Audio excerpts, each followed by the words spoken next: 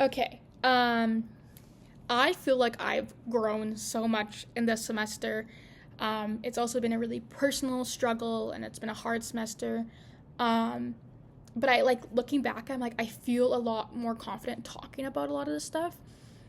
I might not be able to like confidently talk about it in an academic sense and be like, well, this means blah, blah, blah, blah. But I could tell you, hey, this sign might mean this, or like if you see a student like decoding, might look like this in a student. But I couldn't tell you the definition of decoding, but I could tell you what it looks like in a student.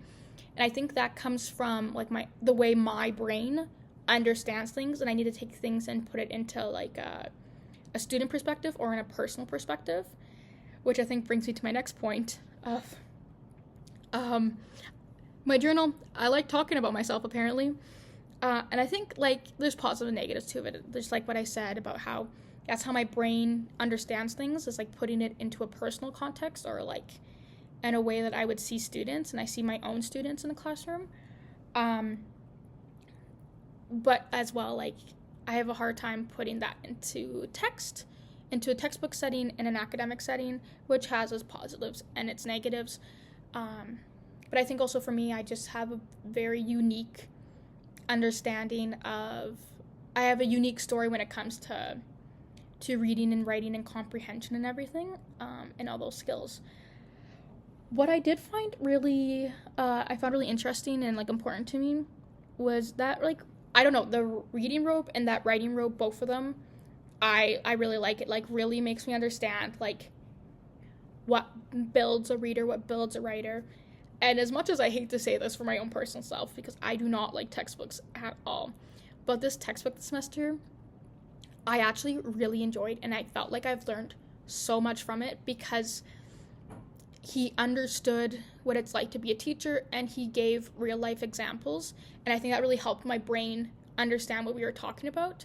So like, yeah, like I tend not to like textbooks in academic settings because a lot of times I feel like they're like they don't understand what it's like to be in the field and being an actual teacher. Where like this one, I felt like even though he was pretty sure English, like I still felt like, oh, like I see this in my classroom. I see this, like this is myself, like putting everything together. I was like, okay, like it really started to make sense. And then like how do I think my growth with diverse learners? Well, myself being a diverse learner, I take a lot of inspiration, things that I saw myself doing as a kid, what my parents are doing, is what my teachers were doing as I was a kid and as I was a student who was trying to understand how to work through dyslexia and how to build up those skills that I was behind on. And then even in my classroom, like this is my first year being in a primary classroom where I have grade ones, complex needs, and it really shows me like step by step of like what it takes to build reading and what it builds to like what it happens to do writing.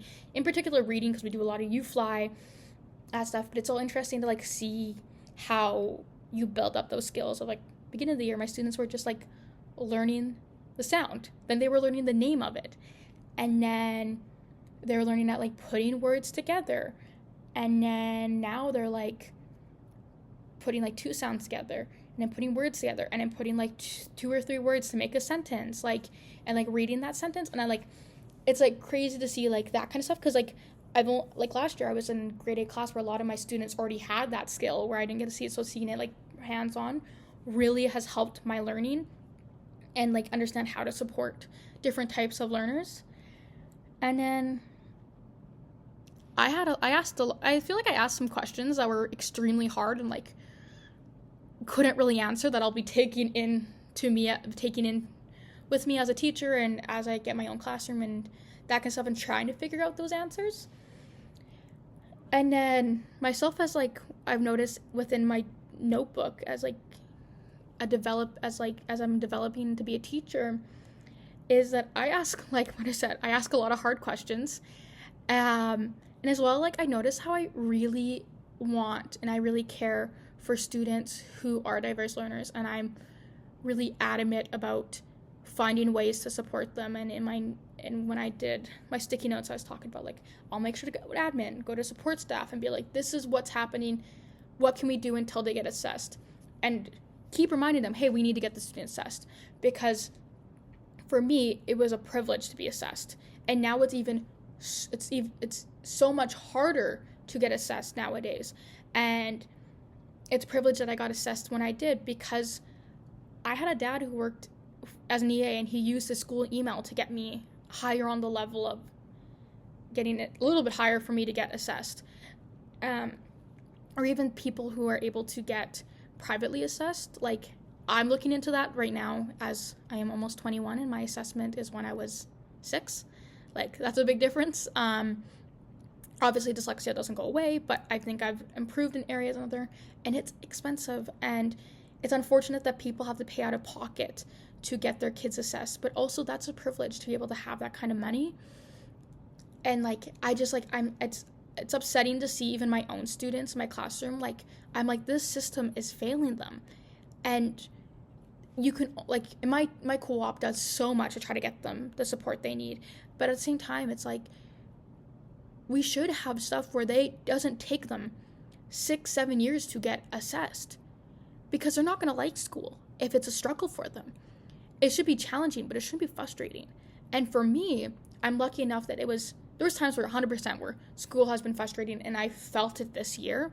But I've also built skills and things in my toolbox to make me understand and work through it, where people who maybe don't get that support don't. And I see it, but I have friends who were never diagnosed, and they do not like school, where I was someone who was assessed and I was getting the support right away, where I love school, and because I know ways where things are too challenging, and I know how to like communicate that, and I have those skills, and I know what I need because I was assessed and was given that support, where people are not as lucky and they're not as privileged and they struggle through school. And it's not fair, because people shouldn't be hating school.